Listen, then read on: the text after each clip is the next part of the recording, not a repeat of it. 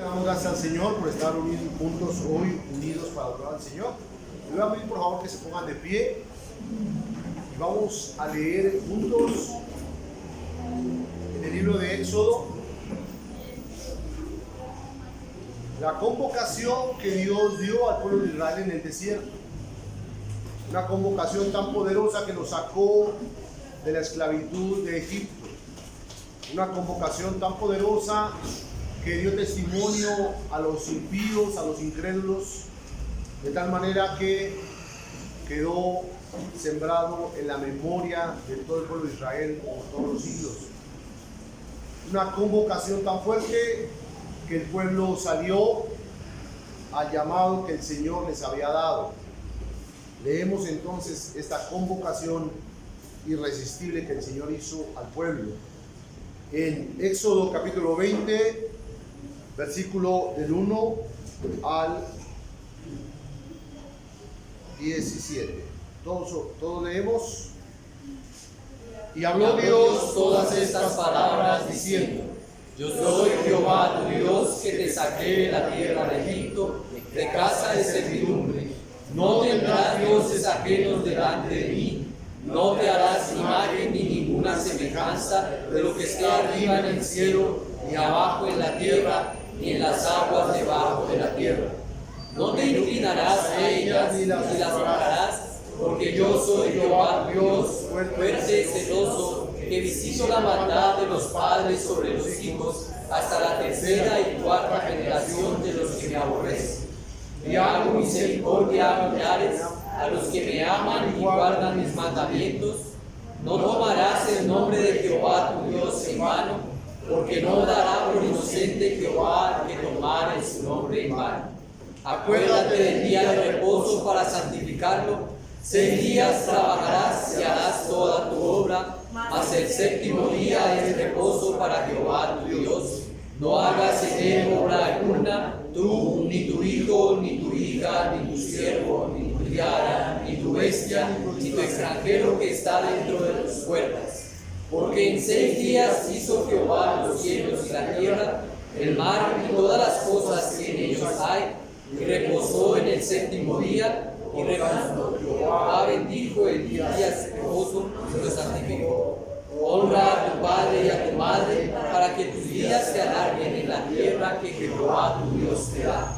No matarás, no cometerás adulterio, no hurtarás, no hablarás contra tu prójimo falso testimonio, no codiciarás la casa de tu prójimo, no codiciarás la mujer de tu prójimo, ni su siervo, ni su criada, ni su buey, ni su asno, ni cosa alguna de tu prójimo. Amén. Hermanos amados, ustedes han leído conmigo las palabras que el Señor pronunció en el monte que humeaba, en esa convocación irresistible, después de milagros, después de señales, después de juicios que llegaron sobre el pueblo que cautivaba, que esclavizaba al pueblo de Israel, fueron liberados. El pueblo que usted acaba de leer estas palabras no las entendía, tenían sus ojos abiertos, pero a pesar de que escuchaban el sonido de las palabras del Señor, ellos no podían entender lo que Él hablaba. Pero nosotros sí tenemos oídos para escuchar, tenemos corazón para entender, y deseo que podamos entender la convocación que el Señor hizo, mencionando primero que Él era Jehová, y les dio como propiedad, como herencia para ellos, su mismo nombre. Les dijo: yo soy tuyo.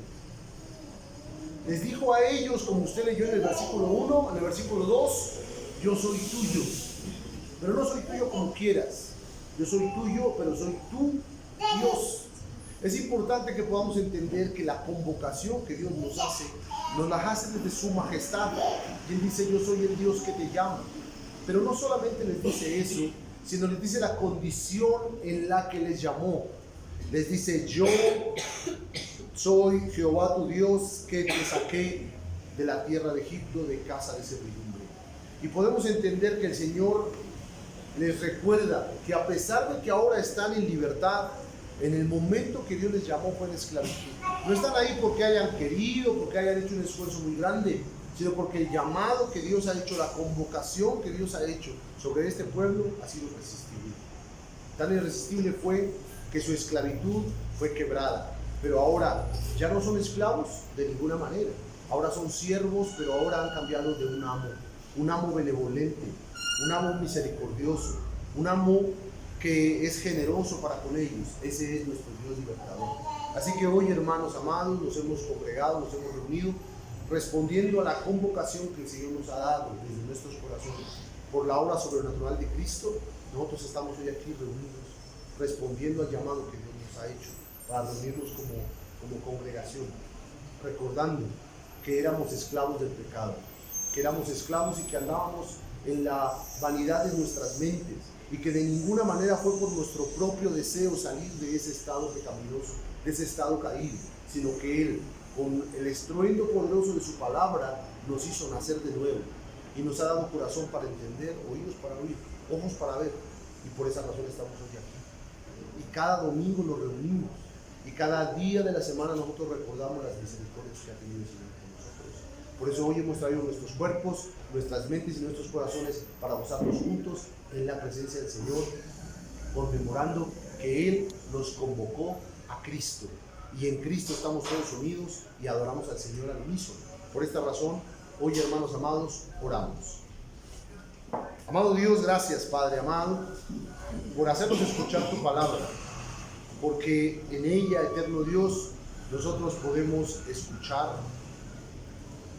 tu trompeta de libertad, Señor, el llamado al despertar, el llamado a la resurrección, el llamado a abrir nuestros ojos y levantar, Señor amado Rey, nuestros cuerpos con un rostro limpio por la sangre de Cristo, Señor, con una conciencia lavada con la santa palabra de Dios. Podemos presentar delante de ti, no por nuestros méritos, sino por los méritos de Cristo. Y de esa manera, Señor, hoy agradecemos, Señor, por permitirnos estar hoy aquí. Oramos por los hermanos que no pudieron venir por diversas situaciones. Que tú pongas, Señor, el deseo de nosotros y la responsabilidad de buscar de aquel necesitado. Hoy queremos gozarnos, Señor, exaltándote, adorándote, escuchando tu palabra.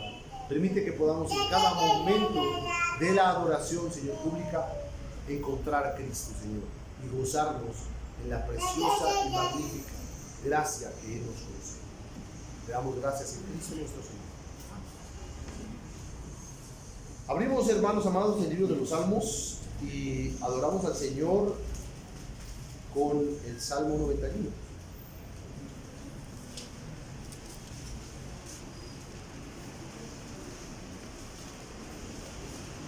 Leemos de forma antifonal, Salmo 91.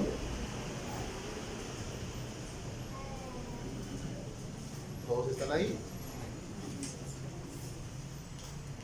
Adoramos al Señor con un salmo.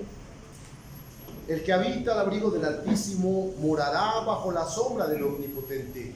Diré yo a Jehová, esperanza mía y castillo mío, mi Dios en quien confiaré. Él te librará del lazo del cazador, de la peste destructora. Con sus plumas te cubrirá y debajo de sus alas estarás seguro.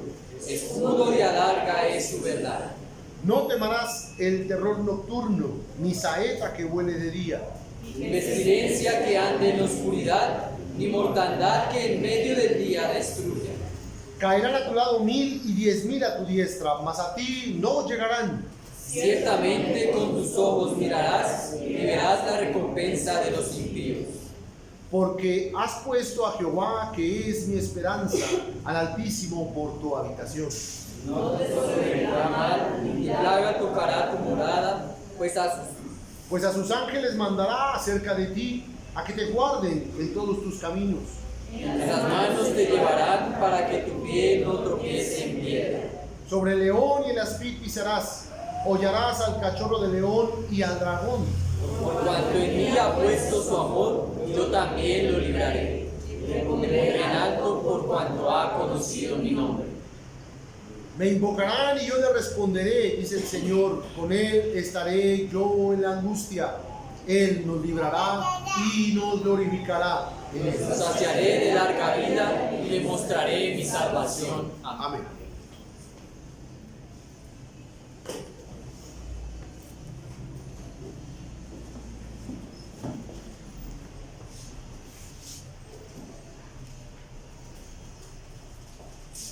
ante esa convocación, hermanos, qué bueno es rendir alabanza y cánticos a nuestro Dios, y qué bueno es reconocer precisamente aquel Dios que nos llama, que nos convoca en esta mañana. Y qué bueno es responderse ante esta convocación con un cántico. Cantemos el himno número 11, a Dios sea la gloria.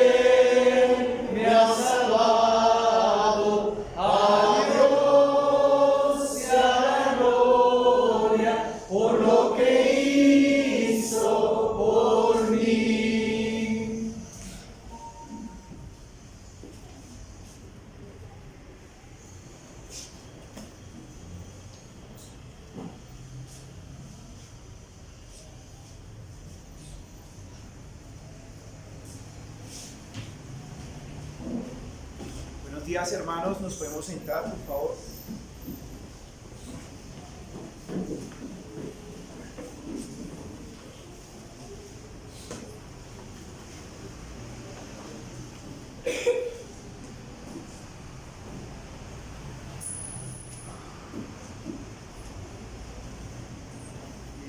Voy a hacer la lectura de la confesión de fe. Les pido que por favor, como no tenemos la visual, entonces que por favor me presten toda la atención para que puedan comprender y entender de lo que vamos a hablar. Vamos en la confesión de fe en el capítulo 22, en la sesión 5, titulado Los juramentos y los votos legítimos. Va a ser la lectura. Sesión 5. El voto es de naturaleza semejante a la del juramento promisorio y debe hacerse con el mismo cuidado religioso y cumplirse con la misma fidelidad que de este. Amados hermanos, esta sesión nos enseña el día de hoy que el voto es semejante a la del juramento, así como lo hemos visto en las sesiones anteriores, y que debe hacerse con el mismo cuidado religioso y cumplirse con la misma fidelidad que de este, entendiendo que el juramento hace una parte de la adoración religiosa y que se hace en ocasión de vida al jurar solemnemente, y que ponemos como testigo a Dios de lo que afirmamos y prometemos, y que así como nos sometemos a que se nos juzgue conforme a la verdad o a la falsedad de lo que hemos jurado. Asimismo, los votos son unas promesas hechas a Dios, porque en el juramento lo que juramos entre nosotros y a Dios, porque en el juramento lo que juramos es entre nosotros y a Dios lo invocamos como testigo. Y en los votos, Dios es la parte a quien hacemos la promesa. Es por esta razón, hermanos, que estamos obligados a guardarnos, por nuestra obligación de guardar la verdad. y por nuestro deber de reverenciar a Dios. Y es necesario entender que al hacer los votos con ligereza, o después de hacer un voto delante de Dios y quebrantarlo, es un acto de profanación y de deshonrar a Dios. Así, hermanos, que los votos y juramentos que hagamos en el Señor, cumplámoslos. Y así como lo enseñan las Escrituras, cuando a Dios haces promesa, no tardes en cumplirla, porque Él no se complace de los insensatos. Cumple lo que prometes, o cumplamos lo que prometamos. Mejor es que no prometas y que no prometas y no cumplas. No dejes que tu boca te haga pecar, ni digas delante del ángel que fue ignorancia. Porque harás que Dios se enoje a causa de tu voz y que destruya las obras de tus manos.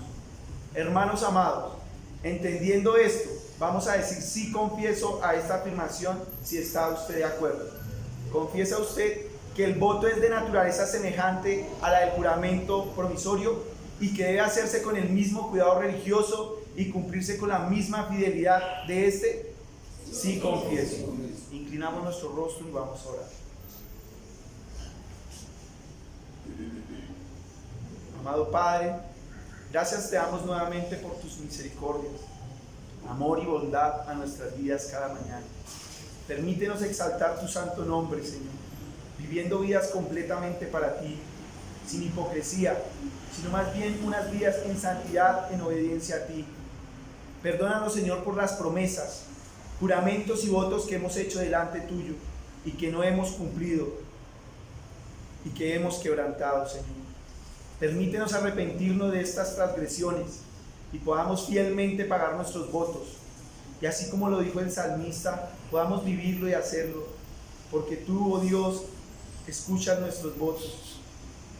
Nos has dado la heredad de los que tememos tu nombre, y que podamos cantar por siempre, Señor, y pagando nuestros votos cada día. Te lo pedimos como hijos tuyos, en Cristo Jesús, Señor nuestro. Amén y amén.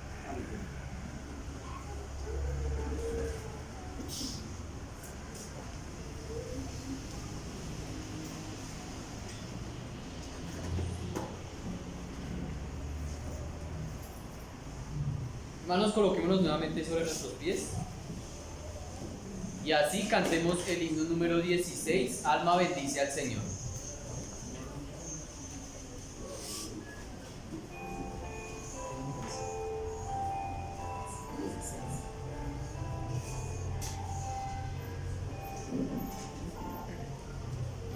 Alma bendice al Señor, Rey potente de gloria, de sus mercedes viva en ti la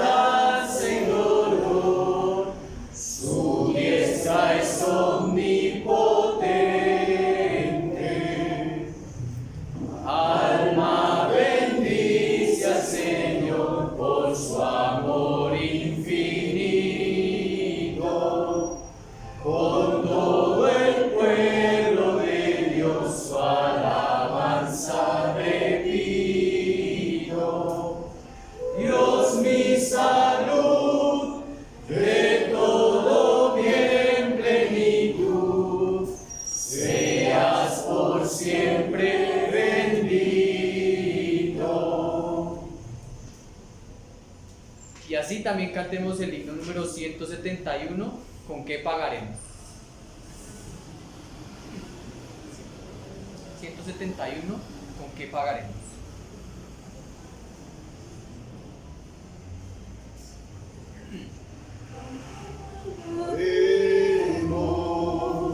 Amor tan inmenso, que diste tu vida por el pecador, en cambio recibes la ofrenda humilde, Señor Jesucristo, de mi corazón.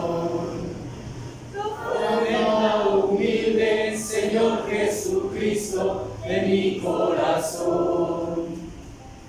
Cuando la noche extiende su manto, mis ojos en llanto envidiaré, alzando mis ojos, veré las estrellas. Yo sé que tras ellas, cual Padre amoroso, tú velas por mí. Yo sé que tras ellas, cual Padre amoroso, tú velas por mí. No puedo pagarte con oro ni plata el gran sacrificio que hiciste por mí. No tengo que darte por tanto amarme. Recibe este canto mezclado con llanto y mi corazón. Recibe este canto mezclado con llanto y mi corazón. Vamos sentando.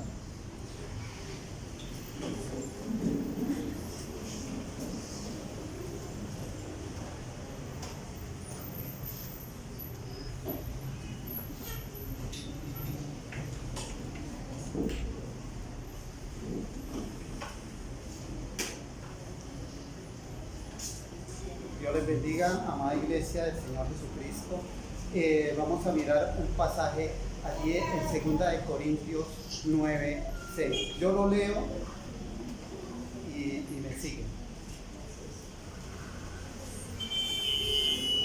Por esto, el que siembra escasamente,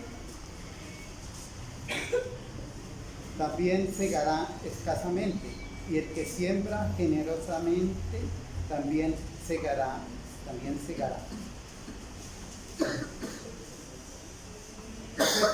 Vemos el concepto de generosidad. En la iglesia del Nuevo Testamento vemos este principio de un corazón generoso. Pero el punto de referencia de lo que el Señor nos da es lo que hizo el Señor Jesucristo en la cruz.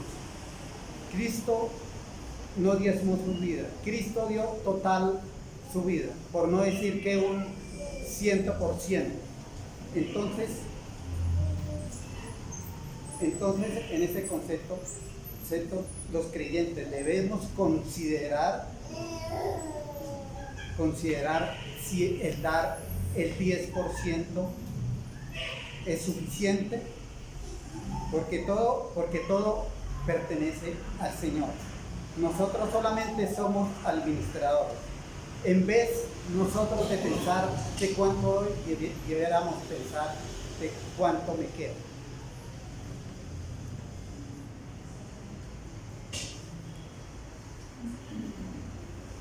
Entonces, y también qué representa el Evangelio para cada creyente. ¿Qué hizo el Señor Jesucristo por nosotros? ¿Cómo se entregó el Señor Jesucristo por nosotros? ¿Y cómo nosotros debemos entregarnos? Si verdaderamente hemos abrazado el Evangelio, no debiéramos de tener tanto problema de que tengamos un corazón generoso. porque en realidad todo lo que hemos recibido es del Señor y todo ha sido dado por gracia. Si tenemos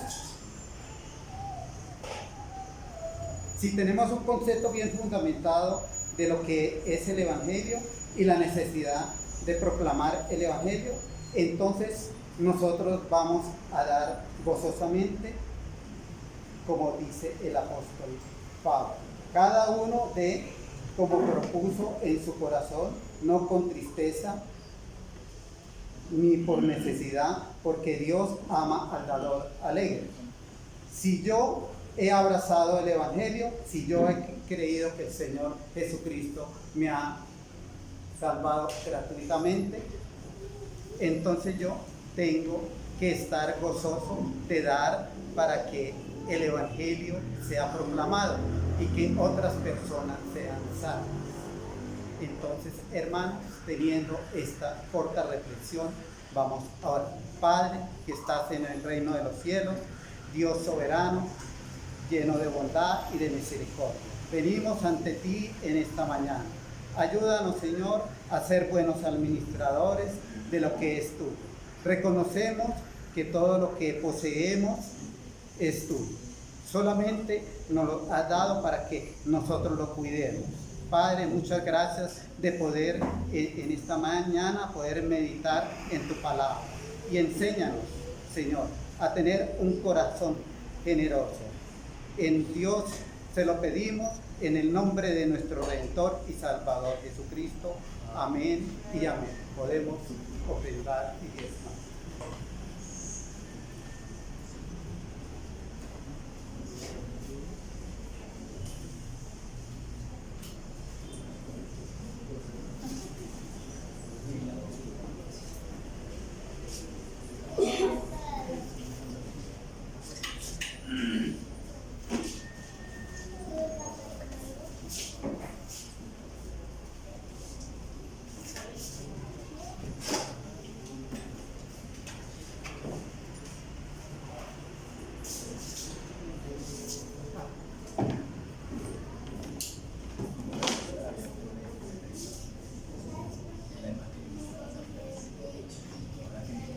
Hermano.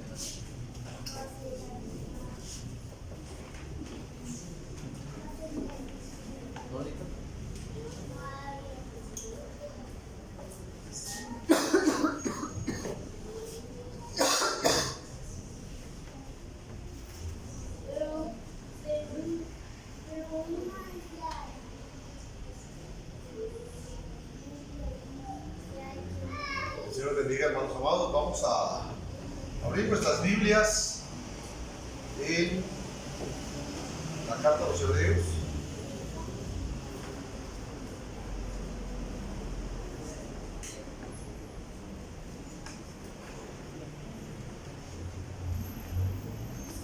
En el capítulo 11, por favor.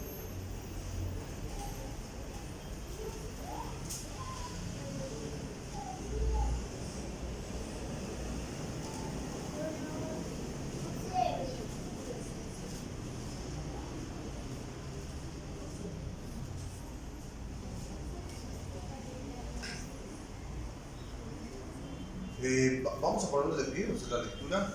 Por favor. Leemos, por favor, hermanos amados, del versículo 13 al 16.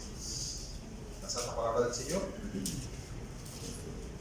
Todos tienen ya Hebreos capítulo 11, versículo 13 al 16. Leemos. Conforme a la fe, murieron todos estos, sin haber recibido lo prometido, sino mirando de lejos y creyendo y saludándolo, y confesando que eran extranjeros y peregrinos sobre la tierra. Porque los que esto se dice claramente dan a entender que buscan una patria, pues si hubiesen estado pensando en aquella de donde salieron, ciertamente tenían tiempo de volver. Pero anhelaban una mejor, esto es celestial, por lo cual Dios no se avergüenza de llamarse Dios de ellos, porque les ha preparado una ciudad. Oremos. Amado Dios, te damos gracias, Padre, porque te ha placido, Señor, amado Rey, bendecirnos, Señor, grandemente hoy. al reunirnos, Señor, al acompañarnos en los estudios, en la convocación, en los cantos, Señor. Te agradecemos, Padre. Deseamos hoy presentar delante de ti en adoración, Señor, después de adorar nuestra economía, también adorar con nuestra atención, Señor, con nuestros sentidos puestos en subordinación al razonamiento, a la meditación de tu palabra. Ayúdanos, Señor, a presentar constante y abundante ofrenda de atención, Señor, y de cuidado al sermón, Señor. Bendito Dios, úsate de este vaso, Señor, que tú has traído, por los méritos de Cristo, Señor, a presentar este sermón, que sea para la gloria de tu nombre. Corrige, exhorta, Señor, pero alienta también y motiva a todos nosotros que escuchamos tu palabra. Oramos en Cristo. Amén. Voy a tomar asiento, hermanos. El tema de hoy, el título de nuestro sermón,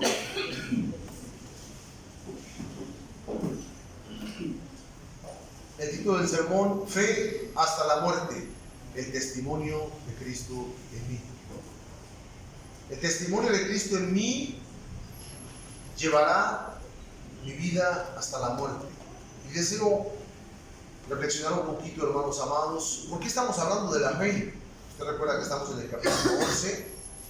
Estamos en el capítulo 11 y el escritor, después de haber exhortado a sus lectores a permanecer en la esperanza, desde el capítulo 10, no soltando la confianza que estos tenían por causa de las promesas, confianza que era la franqueza, la rudeza, la violencia con la que se sostenían de aquellas esperanzas que tenían. Esto produciría en ellos un testimonio externo, un testimonio que llevaría a pronunciar la venida de Cristo en todo lugar donde ellos fueran, y por esta causa ellos estaban sufriendo el despojo de sus bienes, estaban sufriendo la persecución en sus ciudades, estaban siendo muertos, estaban siendo insultados. El escritor les ha hablado de esto en el capítulo 10 y les dice: perseveren violentamente, sosténganse con fiereza, testifiquen, no guarden silencio. El escritor nos ha dicho también que aquellos que verdaderamente tienen la fe que produce fruto, producirá en ellos un aguante alegre. ¿Usted recuerda qué quiere decir aguante alegre? Paciencia. La paciencia, que es un aguante que sostendrá al creyente con alegría en medio de las tribulaciones, en medio de las aflicciones. ¿Para qué? Para que, pudiendo hacer, gracias hermano, la voluntad de Dios, puedan obtener la promesa. Esa es la introducción del capítulo 11, y le invito por favor que me acompañe al capítulo 10, por favor, para que pueda entender lo que estoy hablando. Un poco distraído. ¿Está haciendo calor? No, hace calor. Esfuerces, hermano. Ok, mire, póngame cuidado. Desde el versículo 35 él habla de esto. Él habla que no soltemos, que no dejemos de abrazar la confianza. Esta confianza, hablamos la semana pasada, que quiere decir una palabra segura, un denuedo con el que se habla, una certeza, una seguridad con la que se vive. Esta palabra confianza, que se traduce así, decía que al yo perseverar en esta confianza, al yo ejercitar mi mente, al yo ejercitar mi fe, al estar meditando en estas promesas, yo tendría un gran galardón. Esta es la introducción del capítulo 11, que hablamos la semana pasada, una porción. Nos explicaba que era necesario el aguante alegre, la paciencia. ¿Para qué? Para que por medio de la paciencia y la fe pudiera yo cumplir la voluntad de Dios y de esa manera obtener la promesa. Hablamos que era esa promesa de participar de la naturaleza divina de Cristo, de poder vivir en comunión con Cristo en plena franqueza, abiertamente, con descanso, con reposo en todos los lugares, momentos y espacios donde yo viva. Porque el escritor nos dice en el versículo 37 que el que ha de venir va a llegar sin ninguna demora y sin ningún problema. Él va a llegar en el momento que tenga que llegar. Ese no es nuestro trabajo, determinar cuándo va a regresar. Nuestro trabajo, en el versículo número 38, es que el justo vivirá por fe. el escritor da esta introducción al capítulo 11 y va a mencionar una cantidad de personas justas que vivieron por la fe y cómo esas personas justas fueron llevadas a la muerte. ¿Cómo vivieron esas personas? ¿Y por qué murieron esperando, como usted leyó en la lectura correspondiente al día de hoy? ¿Cómo estas personas vivieron esperando la promesa? Porque, como el escritor nos dice en el versículo 38, el hecho de que ellos retrocedieron en su historia, como hoy veremos en estos personajes del capítulo 11, cuando ellos retrocedieron en su fe, cuando ellos dejaron de practicar su fe, su alma se afligió, su alma sintió el atentado, su alma sufrió, padeció. Por esa razón la fe produce una vida de cumplir, de entender la voluntad de Dios y caminar en ella. Él termina diciendo en el 39 que él está persuadido que nosotros no somos de los que retroceden para la perdición. Esto es de los que tienen una fe vana, de los que dicen que creen y no creen.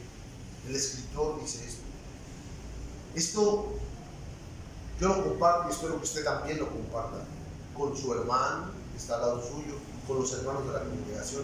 Que usted esté persuadido que estos hermanos que usted conoce no son de los que han creído vanamente y se apartan de la fe, sino que son de los que tienen fe para preservar, para guardar su alma, para poder poseer, para poder alcanzar y ganar su alma en la resurrección de los muertos.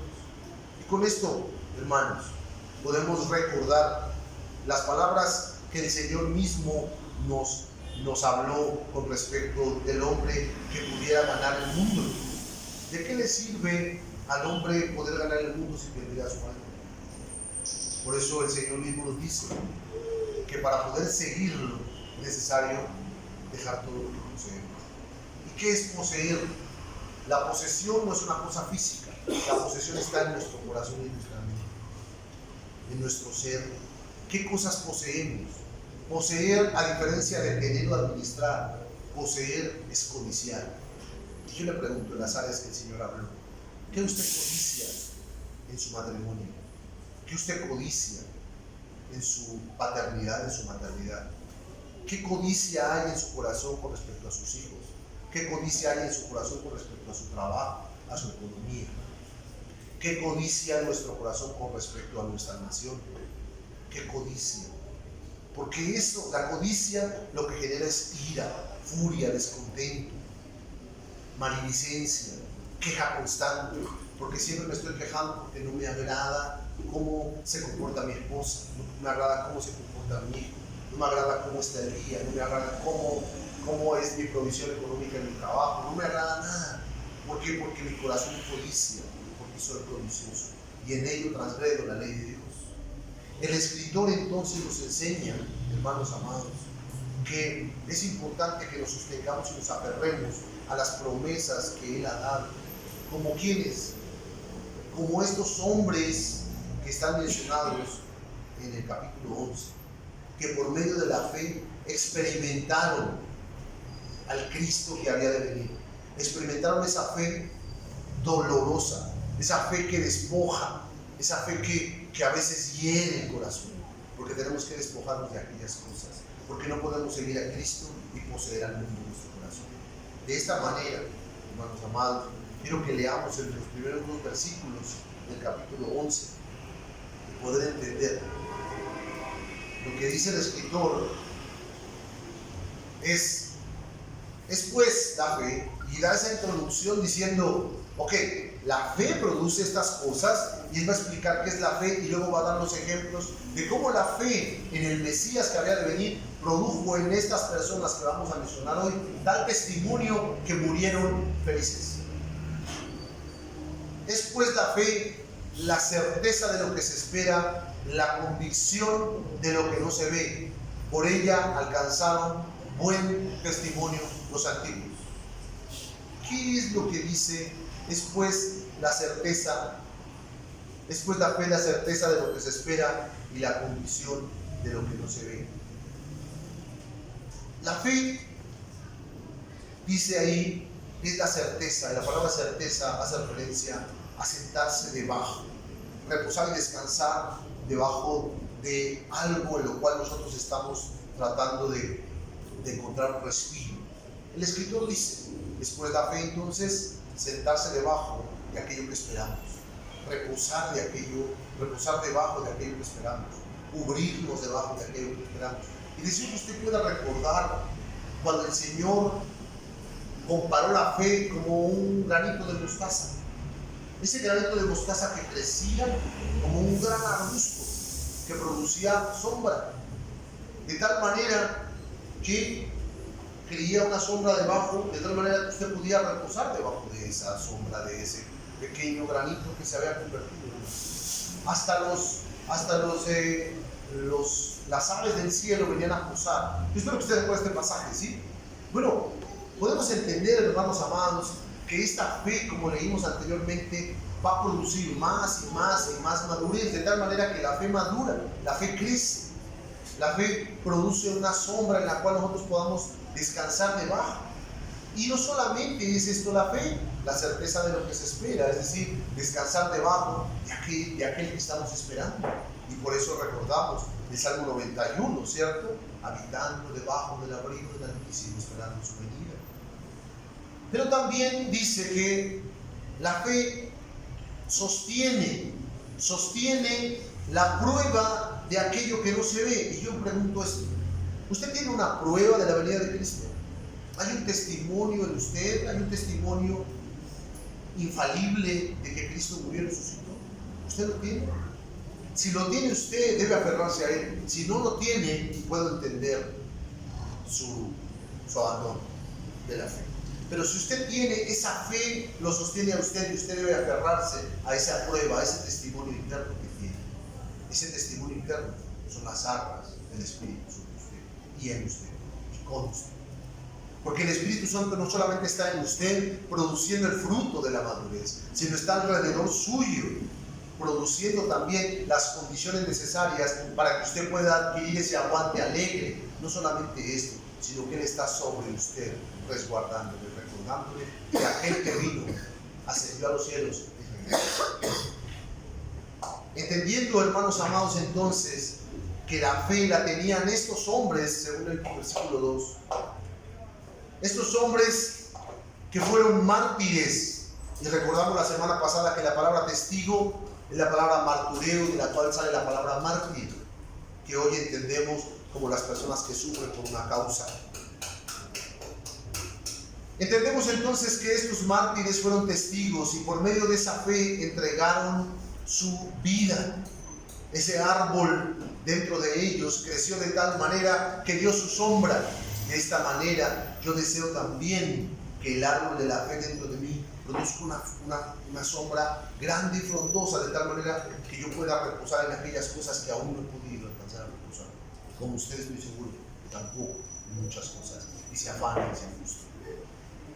Entendemos, hermanos amados, que deseamos con todo nuestro corazón esperar tranquilos. ¿Qué esperamos? Yo le pregunto, ¿qué esperan? Contesta, la muerte. Yo espero morir. Yo espero morir. Y tienen ustedes un dicho bien tremendo: lo que tengo que hacer yo es morir. Algo así no es el dicho, ¿verdad? Es muy real. Cuando alguien le dice, no, tú tienes que, no, lo que yo tengo es que morirme, ¿sí es cierto? Pero nosotros esperamos la muerte gozosos. ¿Sabe por qué? Porque en la muerte seremos mudados nosotros de este cuerpo, para poder ser mudados en la gloria eterna. Si usted no tiene esta esperanza, entonces sí entiende por qué se aferra a esta vida. Porque siempre estamos aferrándonos a las cosas, porque nuestra esperanza no está en ser mudados de este cuerpo. No es que estemos buscando morir, sino que buscamos en el transcurso de nuestra vida hasta la muerte dar un testimonio de la fe invisible que está en usted y en mí. Porque esa fe no se ve. Y Santiago escribió un libro de eso. Tropezadero para algunos. La fe no se ve a menos de que ella madure. Y al madurar la fe produce obras. Qué hermosas obras, de las cuales aún el impío se acerca a poder.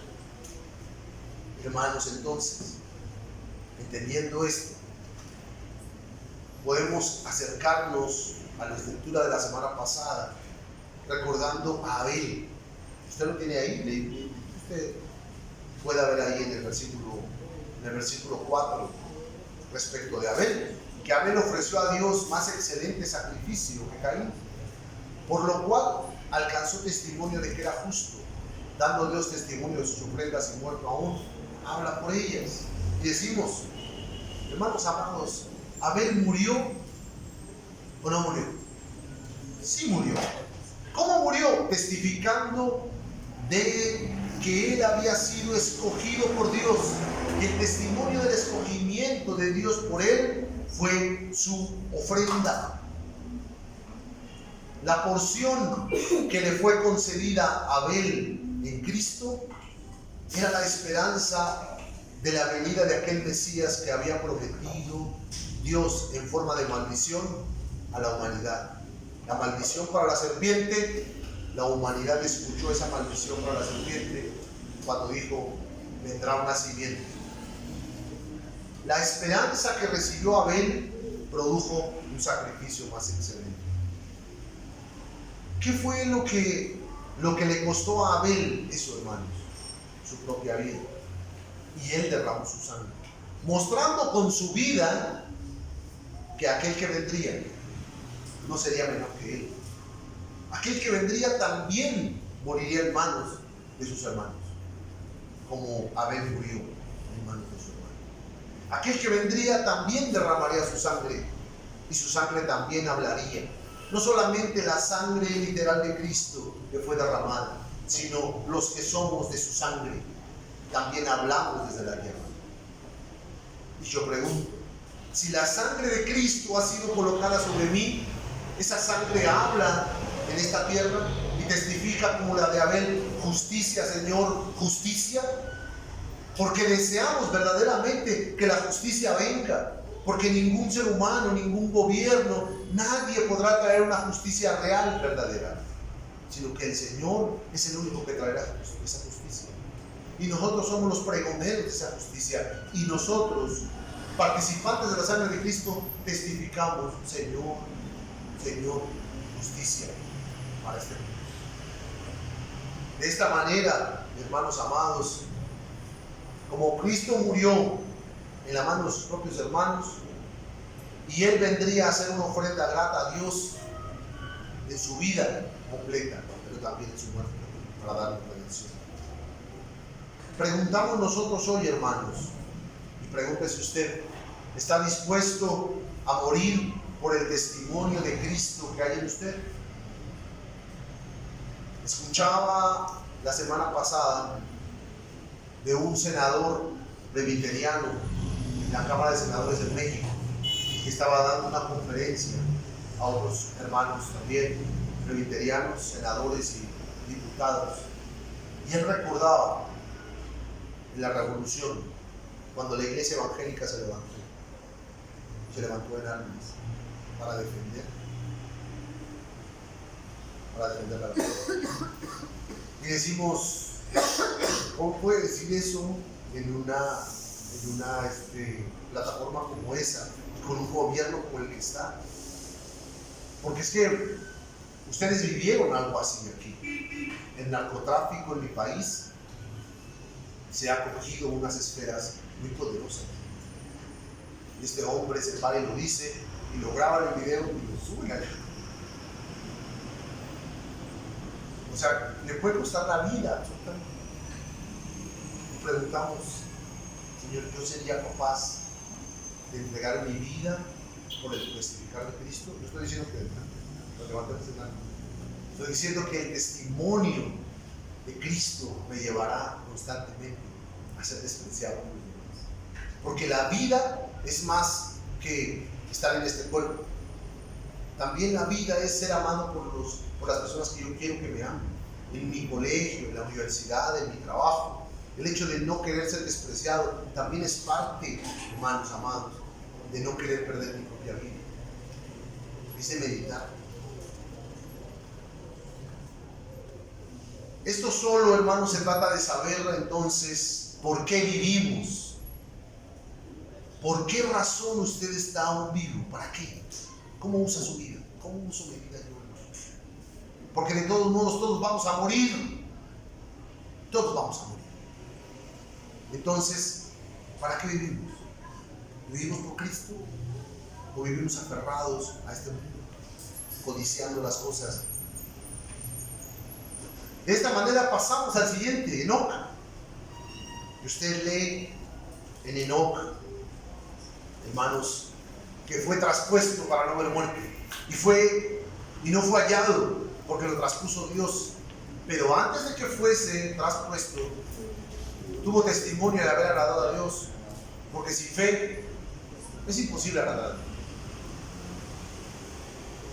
Y es necesario que aquellos que se acercan o que han sido cercanos, estos que han sido cercanos, tienen esa fe y saben que hay Dios. Y no solamente que hay Dios, sino que en la acción de yo acercarme hay un premio, un galardón. Y hoy hablábamos en la escuela dominical al respecto, con el hermano que daba la clase, la escuela dominical. ¿Qué beneficios hay de yo presentar un sacrificio vivo, racional, emocional, conductual? ¿Qué beneficios hay? Muchos. Muchos, porque explicaba al hermano que la palabra altar también venía de una palabra que quiere decir derramar nuestras vidas, sacrificar, derramar sangre para tener comunión. La figura de sacrificar un animal para poder alimentarse. Y nos enseñaba también cómo Cristo nuestro Señor presentó su vida para que nosotros pudiéramos tener comunión con Dios. Y no solamente derramó sangre para limpiar nuestros pecados, sino que también dejó el agua pura. ¿Para qué es el agua pura? Ustedes recuerdan eso, nosotros lo vimos en el capítulo 5 de la Carta de los Hebreos.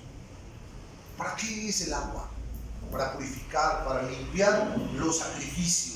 Los bautizos o los bautizos eran las limpiezas de todos los animales y de todos los elementos para presentar adoración al Señor. Esos elementos somos usted y yo. Y esa agua es para limpiarse usted y yo. Para que usted y yo seamos ya presentados como limpios, un sacrificio vivo.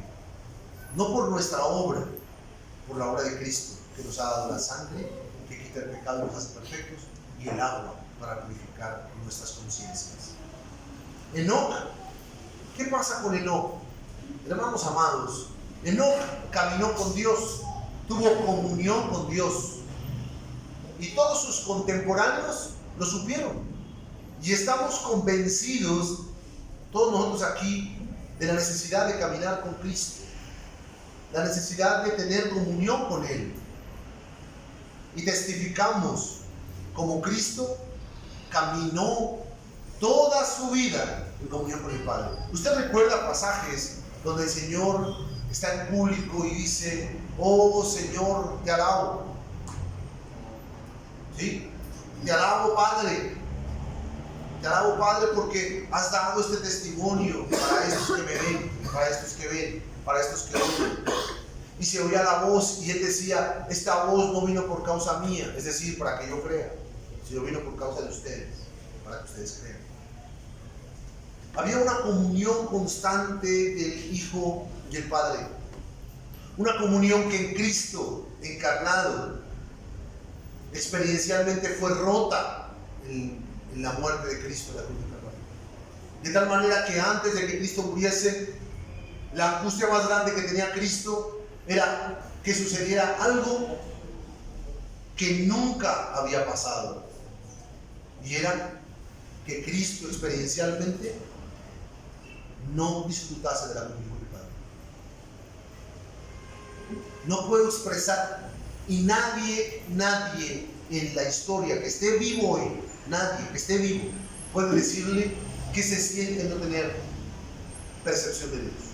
Porque todo ser humano, aún el más maldito, el más impío, el más terrible de todos los seres humanos, goza de la misericordia de Dios también. De tal manera que nadie sabe sobre esta tierra qué es no recibir las bondades de Dios. Nadie sabe. los únicos que pueden tener un poquito de entendimiento son aquellos que ahora están en el infierno. Son los únicos. Pero cuando Cristo venga, ellos serán sacados de ahí, recibirán un cuerpo y volverán a ser echados a la hoguera, donde no habrá misericordia. No podemos saber eso. Pero Cristo experimentó en esa cruz los cientos de millones de eternidades que habíamos de sufrir usted y yo. Las padeció, para que usted pueda vislumbrar un poquito lo que es la distancia que hay entre el sufrimiento de Cristo real, de la separación experiencial del Padre y el Hijo encarnado, y nosotros con el Padre.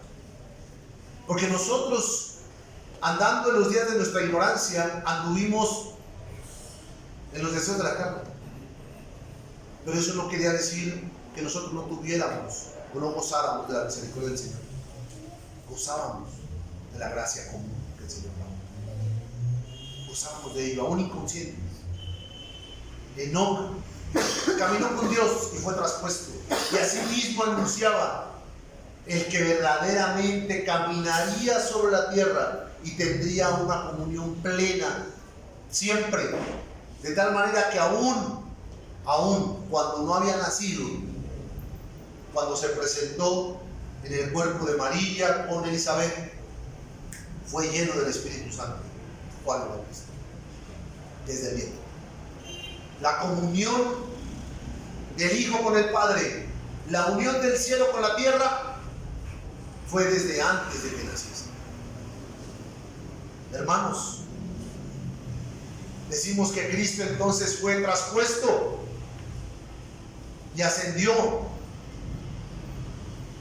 pero Él no nos dejó sin testimonio, porque dice la Escritura que Él ascendió con nosotros y nos ha dado vida. Fue mejor que Enoc, porque Enoc subió solito.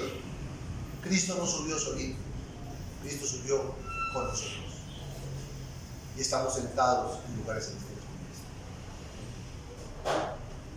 Hermanos, podemos entender ahora cómo el Antiguo Testamento menciona con las vidas de estas personas apuntaban a Cristo. Yo deseo en mi epitafio una pequeña línea que pueda revelar cuando yo muera lo que hizo la fe en mí y cómo testificó de Cristo. Y aún en mi partida, ese testimonio de la fe de Cristo en mí, de testimonio para las posteras generaciones. Mi anhelo más grande, el deseo de mi corazón, es que mi hijo y los hijos de mi hijo puedan mirar en esa miserable carcasa abandonada ahí un testimonio de lo que Dios puede hacer con la miseria humana. Noé, hermanos amados, vemos a Noé y el escritor nos dice en el versículo número 7: Noé, cuando fue advertido por Dios acerca de cosas que aún no se veían, con temor preparó el arca en que su casa se salvase, y por esa fe condenó al mundo y fue hecho heredero de la justicia que viene por la fe. Hermanos amados, usted recuerda el pasaje de Noé, y yo deseo que usted lo recuerde, ¿verdad?, con claridad. Y le invito por favor que acompañe a Génesis 6. Génesis 6 para que usted lo vea. Los que lo tengan en mente y no quieran ir, no se lo guarden. Génesis 6, usted lee en el versículo número 5. Jehová vio que la maldad de los hombres era mucha en la tierra, y que todo designio de los pensamientos del corazón de ellos era de continuo solamente el mal. Y que todo, ¿qué quiere decir todo? Todo, ¿no? En hebreo, en griego, en todos los idiomas, todo es todo. Todo que, todo designio, toda dirección, todo deseo de los pensamientos del corazón de ellos era de continuo, o sea, uno tras otro, tras otro, tras otro, y solamente, o sea, ni un pensamiento bueno. O sea, jamás hemos llegado a tal perversión en la humanidad. Esta ha sido la única. La única vez en la que ha habido tal perversión en la humanidad es esta. Y el Señor prometió que nunca habría una así. Todas las personas lo único que pensaban todo el tiempo era amor. Nosotros, por la gracia de Cristo, no es así. Pero vea qué dice. El Señor se arrepiente, es decir, se conduele en su corazón de haber hecho al hombre, y dice que va a traer, versículo 7, de sobre la faz de la tierra a todos los hombres, a los hombres que ha creado, desde el hombre hasta la bestia, al reptil, porque me arrepiento de haberlos hecho. Yo le pregunto, ¿Noé era hombre? Y si dice que todo el designio de los hombres era mal, ¿Noé también su designio era de continuo y solamente mal? Sí. Claro, por supuesto. Noé estaba ahí metido con esos. Por eso el versículo número 8 dice, pero, y los grandes peros de Dios. Este es un pero gigante de Dios. Pero Noé halló, cogió, se aferró, recibió. La palabra hallar no es como, ay, me esforcé, no. Cuando usted halla cosas, no es porque se esfuerce. La palabra hallar es recibió, recogió, se aferró. ¿A qué cosa? A la gracia. A la gracia ante los ojos de Jehová. Jehová lo vio. Jehová determinó desde antes de la fundación del mundo que Noé sería el receptor de esa gracia. ¿Y qué hizo esa gracia, hermano? Lo cambió por completo. Ese hombre perverso, igual que todos, al recibir esa gracia, lo transformó por completo. ¿Qué hizo Noé, hermanos amados? Regresemos a Hebreos, por favor. ¿Qué hizo Noé? Perverso como todos los de su generación, recibió la gracia y por esta fe condenó, dice el pasaje, al mundo. También Pedro dice, pregonando justicia, anunciando justicia. Al tiempo que pregonaba la justicia, ¿qué hacía? Construía una arca, construía un lugar donde dentro de ese lugar hubiera salvación. Construir. ¿Qué es construir? Hablábamos en una consejería matrimonial con alguien que cuando uno se casa, igual que en Génesis, es como un huerto. El Señor mandó en el huerto le den a labrar y guardar. No solamente a labrar, ¿sí?, sino que después de construir hay que cuidar que lo construido pues no se caiga. ¿Por qué? Porque estamos envueltos de mortandad, estamos envueltos en corrupción, hermanos. Y si yo labro y no cuido, ¿qué pasa? Que se corrompe. Vemos entonces, hermanos amados, que este hombre pregonaba justicia. Y en el pregón de su justicia, las demás personas aborrecían ese pregón, aborrecían a Noé. No pudieron entrar dentro de esa construcción que él hizo. ¿Qué decimos de Cristo? ¿Qué decimos de Cristo en este pasaje? Cristo no solamente preparó el arca, que era su cuerpo. Desde siempre Cristo resguardó su vida de la inmundicia del mundo. Nunca pecó de pensamiento, de sentimiento, de deseo, de codicia como nosotros. Él nunca pecó. Resguardó su arca, resguardó su ser, porque en Él seríamos incluidos. En Él estábamos antes de la fundación del mundo y por medio de su cuerpo nosotros seríamos redimidos. Vemos entonces el testimonio del cuerpo de Cristo en la cruz ¿Para qué? Para salvar a la familia, ya no como Noé, solamente su familia, sino Cristo, la familia de Dios.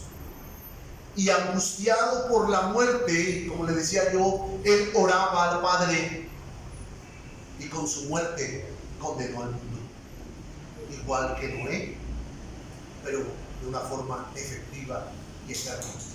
Cristo murió para todos, sí, para todos, pero su muerte salvífica es efectiva para unos pocos y para otros es condenatoria.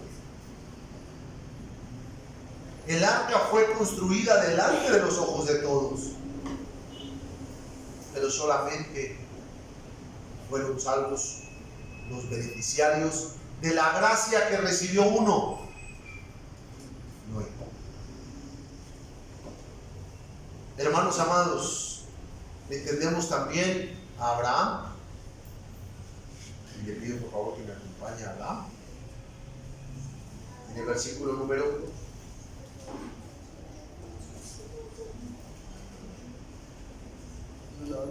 en Hebreos, estamos en Hebreos 11:8.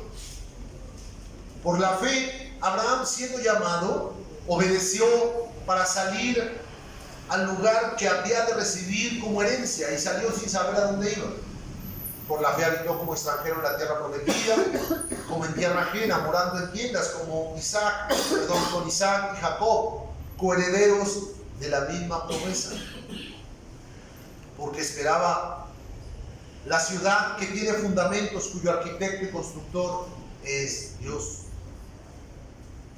Entendemos, hermanos amados, cómo Abraham le es demandado que abandone su casa, su tierra, una tierra pagana, una tierra donde Dios no iba a llamar en ese momento a salvación, sino que Abraham tenía que movilizarse hacia un lugar para que Dios trabajase con él y le mostrase su misericordia y su gracia.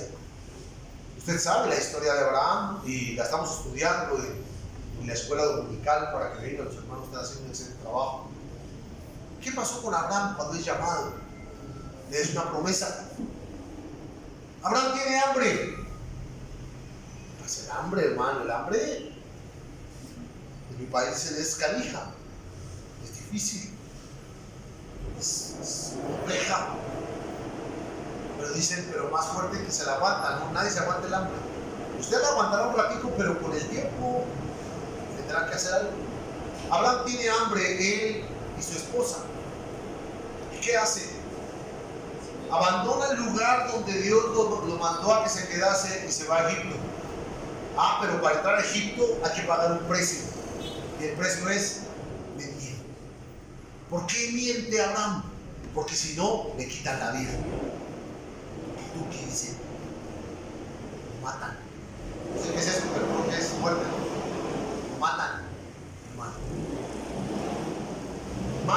Matarían a Abraham por causa del receptáculo de la persona sobre la cual está colocada la bendición del nacimiento de Isaac, porque Abraham no puede tener hijos, los tendría su mujer, ¿sí? Y decimos entonces, él pone en riesgo y pone en venta y pone en oferta la persona que Dios le da, su esposa, donde va a venir la simiente. ¿Qué hace Dios? Con un milagro sobrenatural de peste y de juicio, viene sobre Egipto. Entienden estos hombres impíos y conversos, entienden que Dios los está castigando porque esta mujer ha sido resguardada por una promesa que le fue dada a su esposo. Y decimos, y sale Abraham con harta riqueza. Y decimos, oye, como que le salió bien a Abraham. Y usted sabe que no le salió bien. Esa riqueza, mala vida, le dio problemas más adelante y los pagamos hasta ahora. Porque salió con una esclava que después le dio un hijo y que ahora está en la situación allá en la franja de Gaza con los musulmanes, y ya los musulmanes ya salieron de allá y ahora están colocándose mezquitas por todos lados, ¿sí? Creo que todos ustedes saben qué implica eso, ¿no? los problemas que vamos a dejar a nuestros hijos con esa religión diabólica que está entrando a las naciones. Hermanos amados, Abraham pasó muchas dificultades, pero ¿qué sucedió con esa fe que estaba en él? Lo obligó a regresar al lugar de donde Dios lo había puesto y del cual él se fue y regresó. Esa fe estaba en él y producía fruto. No solamente él moró como un extranjero y entendió que esa tierra que Dios le había prometido no iba a heredar esa tierra. La tierra que Dios le había prometido, como usted y yo, era una tierra eterna, divina, celestial. ¿Esperamos esa tierra? ¿Cómo podemos ver a Cristo en la vida de Abraham de una forma sencilla? Podemos ver, hermanos amados, que Cristo se despojó de su gloria y descendió de su lugar eterno, sublime y alto de donde él estaba, abandonó ese lugar y descendió. De tal manera que en Isaías dice que él sería llamado Padre Eterno. A Abraham también se le cambió el nombre. Él se llamaba Abraham, que es Padre enaltecido, aludiendo a la grandeza de nuestro Dios, que Él es Padre enaltecido. Eso quiere decir, alabemos al Padre del cielo, quiere decir Abraham. Pero entonces Dios le dice, ya no serás llamado, alabemos, exaltemos al Padre y alabémoslo, sino ahora serás llamado Abraham. Le pone una H a su nombre. Usted dice, ¿qué cambio qué? Bueno, en ese tiempo era muy diciendo, porque entonces ahora ya no será exaltemos, elevemos al Padre. El Padre enaltecido eres tú, Señor. Era otro significado. Ahora se llamaría Padre de multitudes. Un nombre quería decir exaltemos al Señor. El otro tenía que ver con la promesa con la que Dios lo exaltó a él: serás Padre de multitudes. Podemos ver que en eso también Cristo estaba exaltado por el Padre. Isaías nos dice que sería llamado aquí en la tierra Padre, porque vendría a revelar el nombre del Padre, vendría a mostrar al Padre. Pero no se quedó ahí, sino que cuando Cristo fue exaltado otra vez a lo sumo, al lugar donde se encontraba, subió con hijos para exaltar al Padre. Estas figuras de Abraham se encuentran en toda la historia de forma extraordinaria. Pero hablábamos de la esposa de Abraham. ¿Qué pasa con la esposa de Abraham? La esposa de Abraham fue colocada en un lugar y fue expuesta, y su vida peligraba y la descendencia peligraba. Y no es así como nosotros podemos ver que nuestro Señor Jesucristo, que es el esposo de la iglesia, pudiéramos decir que ha dejado a su esposa en este mundo y parece que peligra la vida de la esposa de Cristo. Pero no es así, hermano. Cristo nos sostiene en medio de la dificultad. Y aunque estamos en medio de Egipto aquí, de un Egipto visible, el reino de los cielos invisible es superior y se extiende y nada lo para. ¿Y sabe qué costará para usted? La vida. Le va a costar la vida y me va a costar la vida. Y eso es lo que esperamos. No solamente para Abraham, sino también para su hijo Isaac y para el hijo de su hijo. Y deseo de lo más profundo de mi corazón, junto con mi esposa, poder trabajar para que esa herencia que dejemos a mi hijo sea también para los hijos de mi hijo. Porque nosotros vamos a morir. Entendemos, hermanos, y por último miraremos a Sara. No podemos dejar a Sara afuera. ¿Está usted de acuerdo conmigo? En el versículo número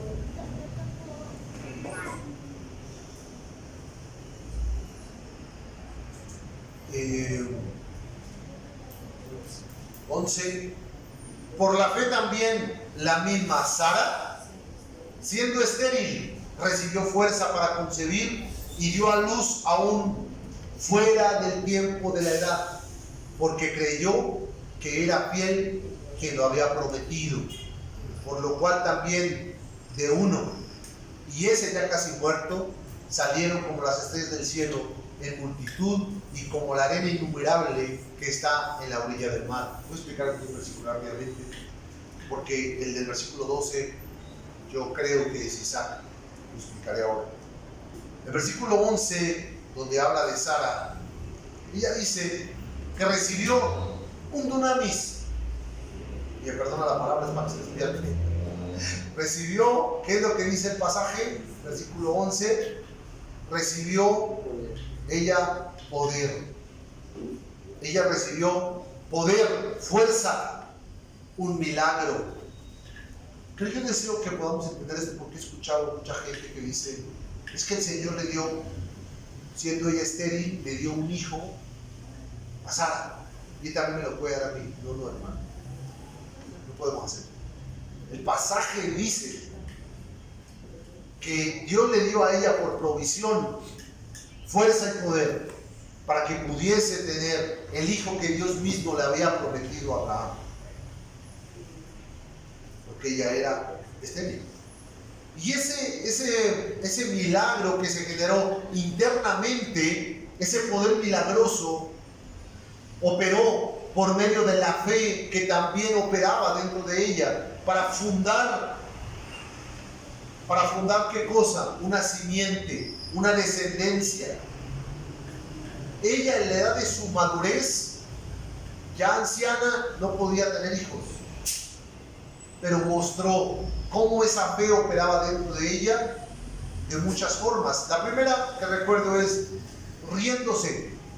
Ella se rió y decía, voy a tener un deleite estando yo anciana. No era incredulidad. Ella estaba repitiendo la promesa y decía, voy a tener. No solamente hizo eso, sino que ella creía en la promesa que Dios le había dado, porque la fe producía en ella esperanza. ¿Y qué hizo? Con su esclava. Le dijo, Abraham, únete a mi esclava, reúnete con mi esclava, ten un hijo con mi esclava, para que Dios por medio de ella me dé un hijo. Ella creía, pero no entendía, y así somos. Tenemos fe y hacemos unas barbaridades, empezando por mí, y como excusa tenemos la fe. Pero si venimos a ver, hermanos amados, que el Señor en su misericordia fue guardando a esta esposa durante mucho tiempo para que cumpliera el Señor su promesa de darle un hijo, podemos entender también, hermanos amados, que el Señor cuidará de la promesa que ha dado a nosotros. ¿Cuál es la promesa? Que tendremos aflicción, que seremos perseguidos, que seremos vituperados, pero que tendremos gozo, que tendremos paz, que tendremos reposo, que seremos fortalecidos internamente por el poder del Espíritu Santo que hay en nosotros, que perseveraremos hasta el final, que no abandonaremos la fe, porque la esperanza que está colocada en nosotros no nos permitirá dar marcha atrás. De esta manera entendemos que el versículo 12 nos dice de uno. También se habla de uno. Este casito se muere.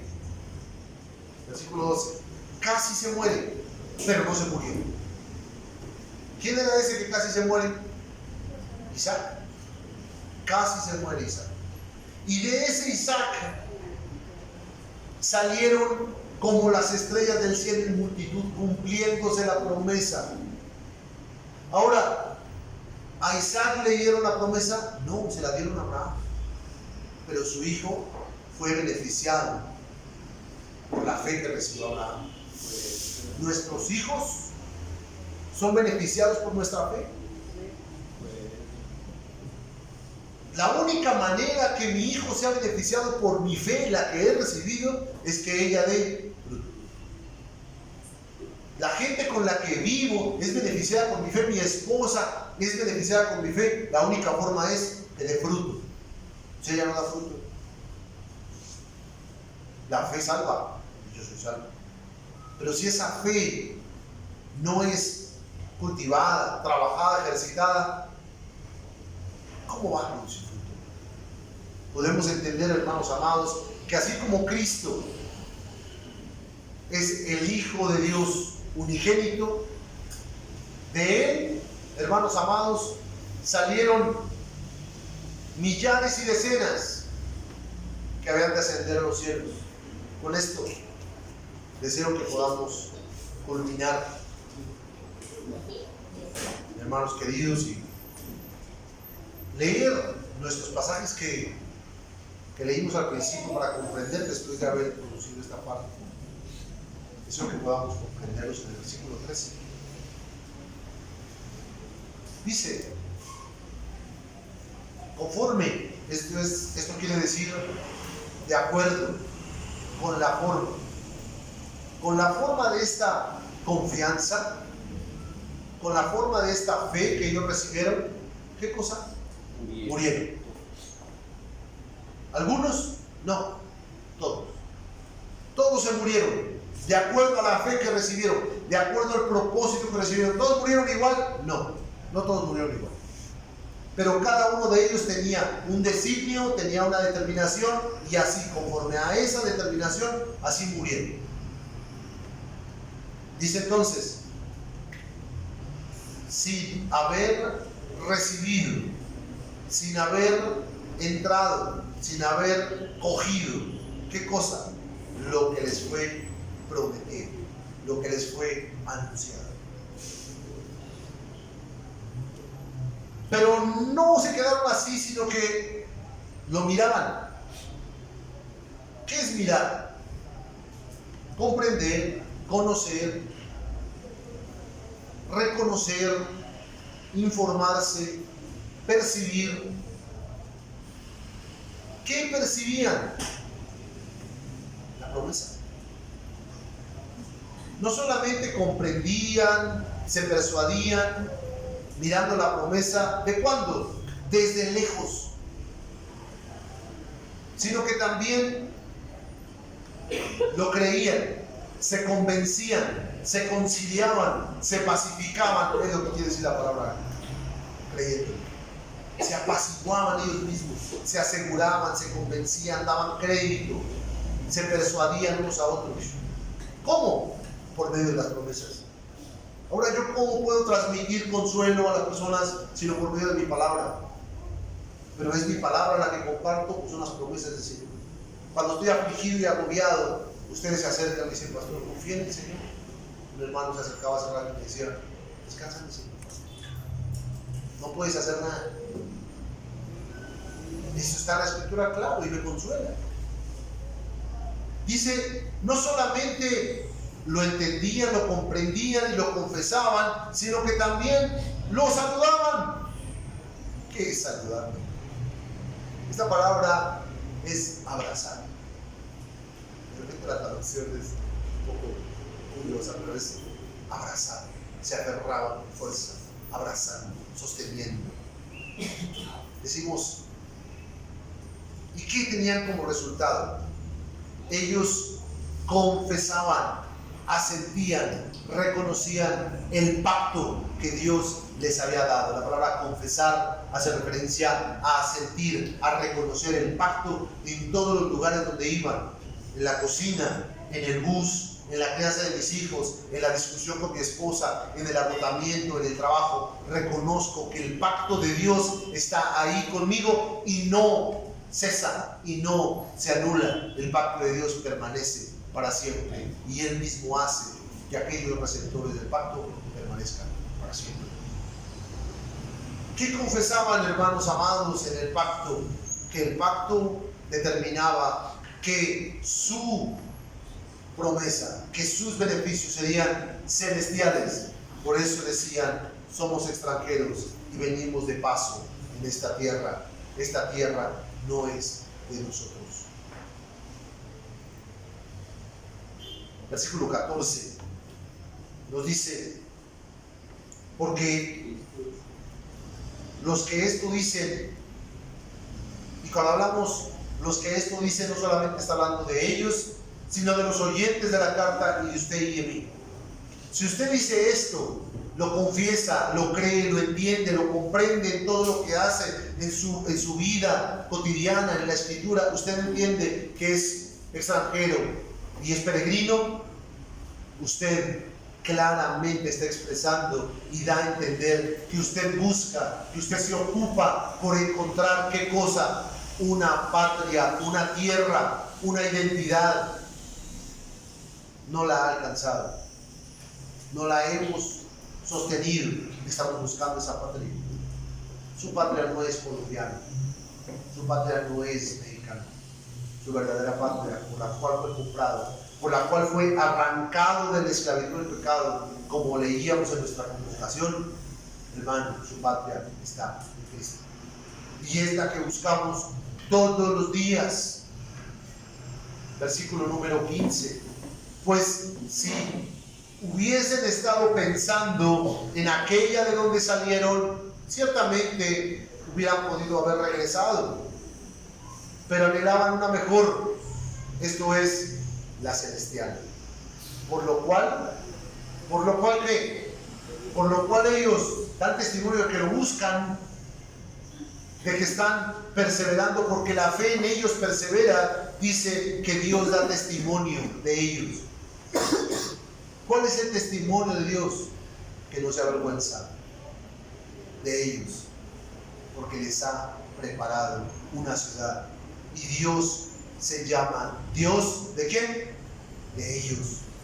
No se avergüenza de llamarse Dios de ellos. ¿No fue lo que leímos en la convocación? Yo soy Jehová, tu Dios. El escritor hace mención a eso y nos dice: nosotros, hermanos, estamos en camino a esa tierra. Estamos en camino a ser despojados de este tabernáculo para que se nos dé un tabernáculo eterno, una casa que no se desgasta, un cuerpo perpetuo. Esa es la esperanza que tenemos en el amor. Y debemos de pensar todo el tiempo en ello. Se va a enfermar y se va a morir, hermano. Y yo me voy a enfermar y me voy a morir, pero resucitaremos para gloria. Esa es nuestra esperanza. Trabajemos en un testimonio cristiano, trabajemos en un testimonio de fe y esperanza. Decimos, hermanos amados, entonces, y le invito para terminar, que me acompañe por favor a Primera de Pedro 3, a Primera de Pedro 1. Estas personas que murieron condenados por el pecado, estas personas que murieron en la antigüedad, murieron porque, como nosotros, traían un cuerpo que fue condenado a la muerte por causa del pecado. Su cuerpo va a morir porque ha sido condenado a la muerte, pero su alma ha sido salva. Leamos 1 de Pedro 1:3. Bendito el Dios y Padre de nuestro Señor Jesucristo, que según su grande misericordia nos hizo renacer para una esperanza viva por la resurrección de Jesucristo de los muertos. ¿Para qué? Para una herencia incorruptible, incontaminada e inmarcesible, reservada en los cielos para vosotros, que sois guardados por el poder de Dios mediante la fe para alcanzar la salvación que está preparada para ser manifestada en el tiempo postrero, en lo cual vosotros os alegráis, aunque ahora por un poco de tiempo, si es necesario, tengáis que ser afligidos en diversas pruebas, para que sometida a prueba vuestra fe, mucho más preciosa que el oro, el cual, aunque es perecedero, se prueba con fuego, sea hallada esta fe en alabanza, gloria y honra cuando sea manifestado Jesucristo, a quien vosotros amáis y amamos sin haberle visto, a quien creyendo, aunque ahora no lo veáis, os alegráis con gozo inefable y glorioso, obteniendo el fin de vuestra fe, que es la salvación de vuestras almas. ¿No es el tema que tocamos en el capítulo 10? La esperanza que está en usted, la esperanza que Dios ha colocado, ¿por causa de qué? De la redención que Dios ha dado en Cristo por medio de la resurrección de los muertos. Pero ¿qué debo hacer con esa fe? Él dice en el versículo 10, ¿qué debo hacer? Dice él, aprendamos de los profetas entonces. Los profetas que profetizaron de esta gracia destinada a vosotros, el Antiguo Testamento, inquirían, diligentemente indagaban acerca de esta salvación, escudriñando qué persona y qué tiempo indicaba el Espíritu de Cristo que estaba en ellos, el cual anunciaba de antemano los sufrimientos de Cristo y las glorias que vendrían tras ellos. A estos se les reveló que no para sí mismos, sino para nosotros, administraban las cosas que ahora os son anunciadas por los que os han predicado el Evangelio, por el Espíritu Santo enviado del cielo, cosas en las cuales anhelan los ángeles. ¿Qué debo hacer entonces? Como decía el escritor, confesando que soy extranjero y peregrino. ¿Cómo puedo yo confesar algo que no creo? El escritor dice, observa la promesa, contempla la promesa, escudriña la promesa, enseñemos a nuestros hijos a encontrar la promesa en cada dificultad. Enseñemos a nuestros hijos a dejar de jugar con las promesas que el Señor ha dado. ¿Qué quiero decir con jugar? No las entiende, no las conoce. Nosotros no se las explicamos. Entendemos, hermanos amados, como decía nuestro tema principal el día de hoy en el título. La fe nos llevará hasta la muerte por el testimonio de Cristo en mí. ¿Testificamos que Cristo está en nosotros? ¿Cómo? ¿Morimos cada día? ¿Presentamos nuestros cuerpos como sacrificio vivo delante del Señor? Y preguntamos, construyendo nuestro pensamiento cristiano, y le pregunto, hermano, ¿tenemos fe? ¿Tenemos realmente el testimonio de Cristo? Comprendamos entonces y ejercitemos nuestra confianza. Practiquemos la fe, compartiendo el mensaje de salvación hasta la muerte. Tengamos comunión, agradando a Dios, condenando al mundo, saliendo de nuestro confort, edificando la simiente santa, menospreciando a nuestros propios hijos en sus caprichos y en los nuestros, por enseñarles la voluntad de Dios. Acompáñenme en nuestra oración al Salmo 91.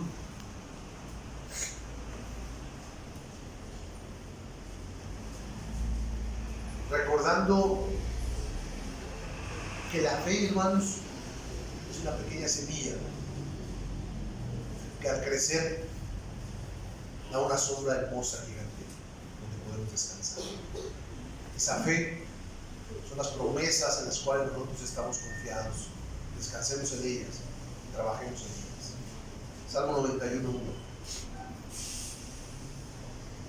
Señor, los que hemos sido llamados por ti a vivir debajo de tu amparo, a reposar debajo de tu altísima presencia, hemos encontrado descanso a la sombra del Todopoderoso que descendió de los cielos, para sembrar un árbol que ha crecido hasta el cielo, Señor, y nos ha dado descanso. Por ello, Señor, declaramos lo siguiente, Señor, acerca de ti, buen Dios. Eres tú nuestro refugio, eres nuestro lugar, nuestra patria. Tú eres, Señor, nuestro Dios, y en ti está puesta nuestra confianza, en tus palabras, en tus promesas. Señor amado, tú eres quien nos rescatas y nos has rescatado, la verdad, de la trampa del pecado y nos protegiste de la enfermedad, Señor amado, de la muerte eterna. Y en tus plumas, eterno Dios, como el ave, nos has cubierto. Y con tus alas, Señor, nos has dado refugio, nos has guardado. Estas plumas y estas alas son las promesas, son la armadura que nos has dado, y ellas son las que nos dan protección. Meditaremos en tus promesas. No tenemos miedo, Señor. No tenemos miedo de los terrores de la noche, ni de las flechas que se lanzan de día con preocupaciones y angustias, porque tu fe nos da confianza, porque Cristo en nosotros se fortalece cada día más. Señor, la enfermedad ha sido destruida en la cruz del Calvario, y aquella preocupación que acecha en la oscuridad y la catástrofe que está en el mediodía, Señor amado, aunque no la conocemos, Señor, tú nos librarás de ella. Miraremos que caerán 1000 y 10.000 al lado nuestro, pero tú, Señor amado, nos guardarás para tu juicio en la eternidad, y no veremos la segunda muerte. Señor amado, has abierto nuestros ojos para poder mirar cómo los perversos reciben su pago, y así será, Señor. Tú has hecho de ti, Señor, nuestro refugio, y tú, Altísimo, eres nuestro resguardo. Eterno Dios, la maldad no nos conquistará más, ni ninguna plaga, Señor, tocará a nuestros hijos y a nuestros matrimonios. Y aún en medio de la dificultad, la fe nos hará levantar la cabeza y confiar en las promesas de Cristo. Eterno Dios, tú has ordenado a tus mensajeros que protejan el mensaje, y donde vayan lo pregonen. Así nosotros pregonaremos tu mensaje, Señor. Y tú nos sostendrás en tus manos, para que nuestro bien en la predicación del Evangelio, Señor, no resbale ni tropiece, sino que seamos cuidadosos de testificar la verdad. Nos enseñorearemos, eterno Dios, de la bestia, de la carne que tenemos nosotros, Señor, y será puesta bajo el gobierno de tu palabra, de tu Espíritu en nosotros. No gobernará el pecado en nosotros, Señor. Aplastaremos, Señor, la fiera, la carne. Será puesta bajo tus pies, porque la obra de tu Espíritu Santo en nosotros lo hace. Porque Cristo nuestro Señor dijo: rescataré a los que me aman y protegeré a los que confían en su nombre. Por esto, Señor, confiamos en que tú has de hacer lo que has dicho. Y te llamamos, Señor, y tú respondes. Y tú estás en medio de nosotros y nos rescatas, porque así lo has dicho. Y levantas honor en estos holocaustos, Señor, que tú has preparado. Esperamos la recompensa de la vida larga que has prometido, y esperamos la salvación que nos has concedido. En Cristo Jesús. Amén.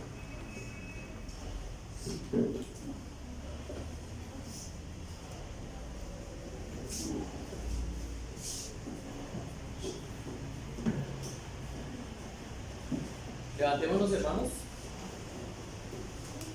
Cantemos el himno número 177. Es Jesús, qué bella historia.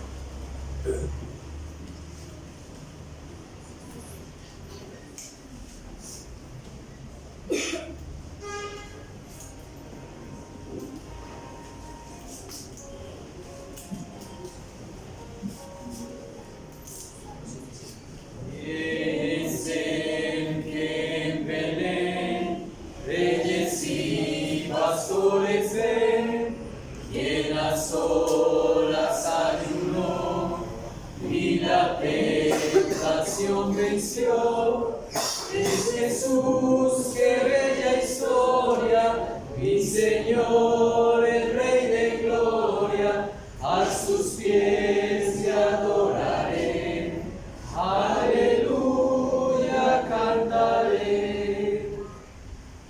Tienes años enseñó, y al enfermo levantó, en niños recibió, con amor los abrazó. Es Jesús, qué bella historia, mi Señor, el Rey de gloria, a sus pies le adoraré.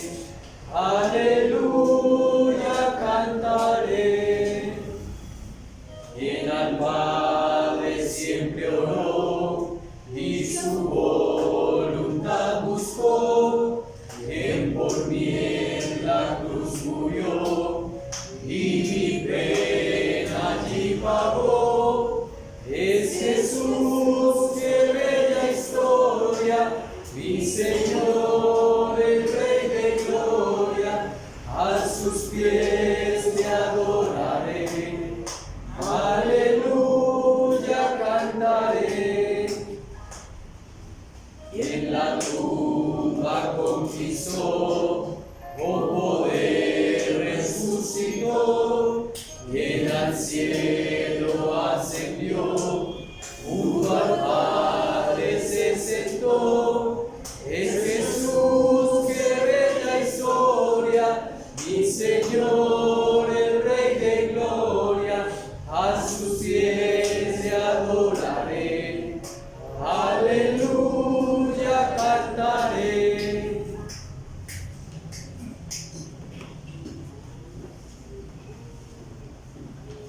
Inclinemos nuestro rostro, hermanos, recibamos la bendición pastoral que el Señor ha dejado en su santa palabra para su pueblo. Y el Dios de paz que resucitó de los muertos a nuestro Señor Jesucristo, el gran pastor de las ovejas, por la sangre del pacto eterno, os haga aptos en toda obra buena, para que hagáis su voluntad, haciendo Él en vosotros lo que es agradable delante de Él, por Jesucristo, a cual sea la gloria por los siglos de los siglos. Amén. Amén.